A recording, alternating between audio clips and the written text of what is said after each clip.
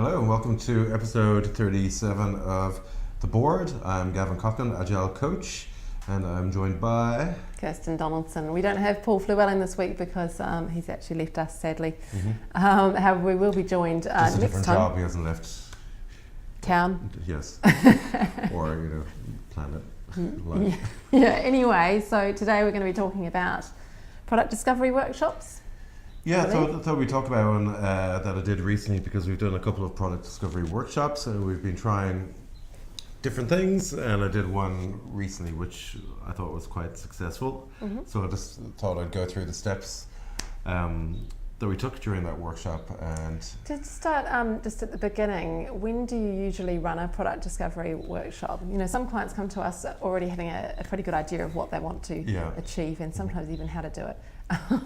But in this situation, what made you decide to do it? The client came to us and they had an idea of what they wanted to do, a vague idea, but nothing concrete. It was just something that came up because it's a website for World War I, and they knew that they wanted a website to display World War I media, like videos and audio and images and such, but they didn't really know much beyond that. So we wanted to get them in, and we wanted them to meet the team and get to know the team and get their vision out of them as well. And we had one little workshop where we just went through a team charter and introduced them to the team and asked them for what their vision was, but it still wasn't quite enough for the team to actually start work with. This is a greenfield site, right? So it's a little bit different if you're doing a redevelopment of an existing site. Yes. But being that it was greenfields, that really the scope was wide open, wasn't it? Yeah, that's right. And so I wanted to get them in and help not only define the vision for our team, but also help them to define their own vision, and also give us a starting point so we could actually start writing some stories, because it's hard to write stories for something that's largely unknown. Yeah, exactly. So we needed a starting point before we could actually get to work. So we got those guys in and put together a product discovery workshop. Got some of the ideas from stuff we've done in the past, got some of the ideas. I spoke to NZ on Screen, and Nomad 8 did a press release as part of their product discovery, so looked into that and used that as well. Used the elevator pitch and success sliders, which is something that we've used. So those are both in, are they in the Innovation Games book or the Game Storming book? No, actually. We were initially looking at doing a product box, or a vision box as it's called as well, and I'll explain that to you before we go any further, actually, because it's quite a cool exercise, and we've used that a couple of times and we've had varied degrees of success with it, so we decided to change that up a little bit. So a product box or a vision box is you give people a box and they think into the future and think about the state that they want their product, or whether it's their piece of software or their website or whatever it is in the future, and think about the ideal state of that, almost like a perfect world state of that product. And on the front of their product box, you think of it like sort of like a cereal box, and you do a logo and you do an image and you come up with some maybe a little slogan for your future brilliant product. And those are really about the benefits of the product, right? Yeah, and that's what you do as well. You list out the benefits. So like on a cereal box, they'll say, filled with iron and really great for kids, not bad for their health at all, stuff like that. It's all lies, of course. Yeah, all lies. But in this case, you want it to be the truth, and you list out the benefits to the consumer of this product. So it really gets people to think about the end customer and the end user of the product, rather about what they themselves would actually like to get out of it. So they list out all the benefits at the front of the box, and then on the back of the box, you list out some features that will help some of these benefits to actually be brought to the customer. So it's a really good way of, like I said, getting people to think about it from the customer's point of view, but also to get some features out if everything's been a little bit in the dark. And it's not going to cover everything, but it gives you a really good starting point, and it helps you to create a bit of a vision and get everybody get a sense for what they want to get out of the project in the first place. So which book, just for reference for anyone who's watching later, is that in the Game Storming book, or I think it is? That's in Game Storming. Yeah. I think that's in both, actually. I think that's in Game Storming and Innovation Games. Yeah. And we'll put up the URLs to those books on Amazon later. I think it's called Product Box in one of the books and Vision Box in one of the other Right, books. okay, yeah. And like I said, we've done that in the past. We did it here internally at Boost when we were trying to do some strategic planning and looking a year ahead.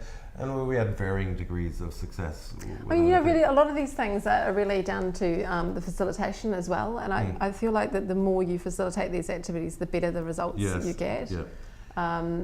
So it really in how you set up the exercise at the start. Yeah, absolutely. And people need to know what's expected of them and what they're doing. I think in the case of Boost, people just sort of did a product box for how Boost is now.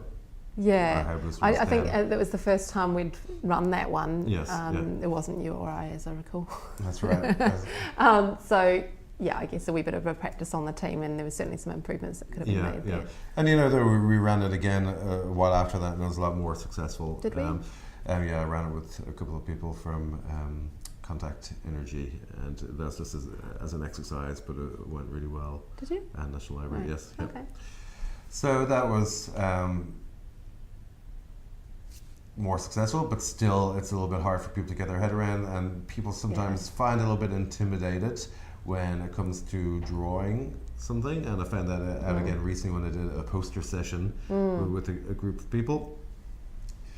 Some people are just a little bit intimidated. Even when they were, because I mean, I know that when you did the poster session, and that was about getting some ideas out around a new project, they worked in groups of 6 or 10 or something like that. Did you find even then there was a reluctance? Because my view is if they work in a group, there's going to be someone who can pick up a pen and draw something. Yeah, well, with some groups, there was a bit of reluctance. With other groups, none at all. Some people dove in, so you just never really know.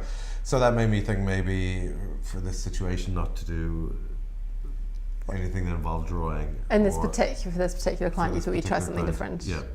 So what we ended up doing in the end, we did success sliders, which I'll go through soon, and we did the elevator pitch, and we did the press release. Sorry, it slipped my mind for a second. I was just thinking it would be great if I brought in the examples of what we came up with, but it's probably best I don't share that anyway, because the project's still underway. So, first of all, we started with success sliders, and some of you may be aware of these, some of you may not be. But success sliders is a way of getting information out of the client as to what's important to them going forward in the project, and where in the future there may be some room, some jiggle room, some trade-offs that might be possible. So. I'll explain it, and this is printed out in A3, so you won't be able to see the details necessarily. But there is actually a picture of this on a blog I wrote recently as well, on the Boost blog, so you can have a look there. Yes, I think the latest post on the Boost blog is this. Yeah. So this is the success sliders. As you see, it's a grid, and you can write 6. Sometimes people put in 7 different points, and they're things that pop up in every project, and it's really what's important to the client, things that are important to them, their priorities really going forward. So the first line we have here is stakeholder satisfaction. The second line here is deliver on time. Second is quality. And there's different ways you can do this. You can give people a certain amount of, and I'll point out as well the vertical columns here. It just goes 1 through to 5. And there's a couple of different ways you can do this. You can either give people an amount of points that they can spend. So each column equals an amount of points, or else you can tell them that they can't. We did in this case, we had it all drawn up on a whiteboard, and people put post-its in the corresponding space on the grid. So sometimes you give them points, and sometimes you tell them that they can't have a post-it in like 2 post-its in 1 column. They all have to be split out over different columns. In this case, you do have some. Yeah, in this case we do. So you get the points. So this time it was points. What I did was I started off with all the post-its in the middle column, in column number 3. Yeah. So that was a total of 18 points. Yeah. And I said you have 18 points to spend, and I want you to move these post-its around, and anytime you move one up towards 5, which is something that's really, really important for you, it means you have to move something down as well. You can't go over that 18 points. And obviously, when you run this exercise, the temptation for the client, in our case, is to put everything in 5. Everything's equally as important. But that doesn't really work, as we know.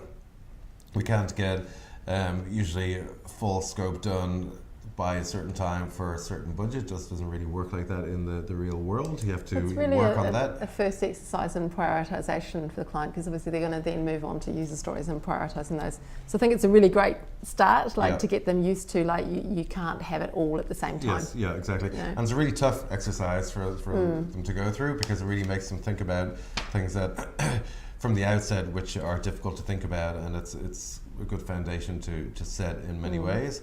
So here in this situation, you can see that deliver in time is very, very important. That's because it is a World War 100 website, so there needs to be in place by a certain time to match up with the commemorations activities. Yeah. Yep. And then equally as important as that was quality. So whatever we do, the quality has to be really, really high. Particularly because we're dealing with video, I think. Yes, yeah, that's right. So the things that came down a little bit because those went up, we had shareholder satisfaction, because it's a project that's already been given the go-ahead, I suppose, and it's for the public, so the stakeholders don't really,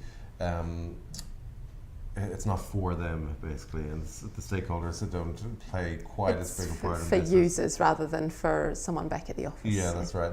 That's right. And what also came down is the scope. So if we're run out of budget and time, that scope can be reduced, can be negotiated. Yeah, which is great to see. Usually, when you run this exercise, everybody tries to push everything up, and the one thing that suffers is the last thing here, which is the team satisfaction, because clients don't necessarily care about how satisfied. Well, I think maybe it's more they don't see the value. I think they begin to see the value once you start working, but at the outset of a project, it can be to see why that's well, important. exactly. Yeah, maybe not caring was the wrong choose, but it's certainly the one that you do see suffer. That's a bit of a pattern there. But that's the time when you have to explain to them that if the team satisfaction is really low, then you're going to suffer on quality. And that's going to be a real issue. So team satisfaction is incredibly important. So we started off with that exercise, and that went really well, and it gave everybody a good idea of what's really important in this situation. It's the time and the quality, which is. And it really aligns the team with the product owner or the product owner group as to what's important. They're all in the room at the same time, and they all understand. Rather than sort of hearing about it later and not really being in tune with it. Yeah. So once we had that done, we were ready to move on, and we decided we'd do an elevator pitch. So for anybody who's not aware or hasn't heard of an elevator pitch, imagine you get into an elevator and somebody asks you, "Hey, what are you guys working on at the moment?" And you need to describe your project in a nutshell before that person gets out of the lift a number of floors later. So it's really 1 or 2 sentences that describes your project. Have you got a formula there for that? I've not seen this before, actually. Yes, we found a formula which really helps people, because I've done the elevator pitch before without a formula, and it's just really hard and can go on and on and on, and it's really hard. And that's kind of the opposite of what we want. Yeah, right? exactly. It's sort of meandering through. Yeah, and it's really hard for people to agree on. So the formula that we had goes for who the is a that unlike our product. I will of course explain that. Yeah, it was so fast. Yes, so you start off with the for. Who is this actually for? And we have got an example here, which is for a road closure system. So in this case, it's for individual construction teams. Right. Then you go who, and it's what they want to achieve, or what they do. So who needs track road access to the construction site? So that's what they really need to do. Yeah. And then which is just the name of your product. So in this case, the road closure system is what is your product? Briefly. Yeah. So it's a safety communication tool that. What does it do? Yeah. It informs crews when roads will be closed. And that's it. There's a full stop there, and then you get to the sentence, which is just a bit of a point of different sentence. So unlike, and in this case it's the current paper-based system, our product in this situation is web-based and can be accessed by all contractors anywhere, anytime. Yeah, so it's showing the benefit as opposed to something else. Yeah. How did that work with your team, given that it was a website for the public? How did it go on the unlike? Well, this unlike, because there are obviously other World War 100 websites out there, so unlike other World War 100 websites, our product is I think it was a highly curated set of quality images and video. Okay, rather than just sort of putting all the material they have into it. I think the full thing was our product is a highly curated set of videos and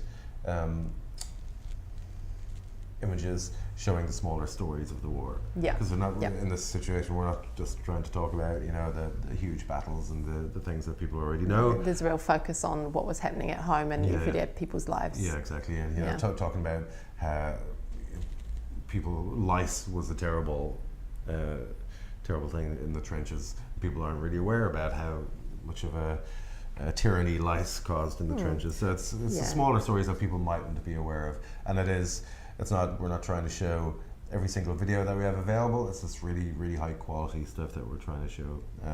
So that's the elevator pitch, and that they gave them a really good sense of what the project was, and that's something they can take back to the office as well. Well, someone asked them in the office, what are you working on? Yes. Well, interesting, I was talking to the next exercise, the press release. I was talking to NZ on screen. They said when they did the press release, they actually used it as a press release. Well, that must mean that they were able to deliver on those objectives. I mean, we can go into what that is actually before we sort of talk about that. Yeah, that's right. But also, they modified it a little bit, but also the client that we went through this with, they also said, can we use this press release to circulate around? So it's fantastic. And I also ran this recently with quite a large group of people, split them into teams, and they all did their own press releases and presented them. That was trying to... It's really, really interesting to hear what, in that situation, is a large group of people, to hear what the different teams come up with, like what they think they're doing. Exactly, and to see if everybody's vision is aligned. And everybody's vision was incredibly aligned. It's very interesting to see that it all came out in the press release. So we've run it a few times, and it's always been really successful. And this is the one that we chose to replace that product or vision box exercise that we spoke about earlier. So the press release, you introduce it, and our way of introducing it was to say, hey, say it's Anzac Day 2015, and you're having a cup of coffee in the morning, and you pick up the paper and you read a press release about this website. What would you like to be reading? And this press release that we're going to build together is going to be is going to be that press release that you read in the paper.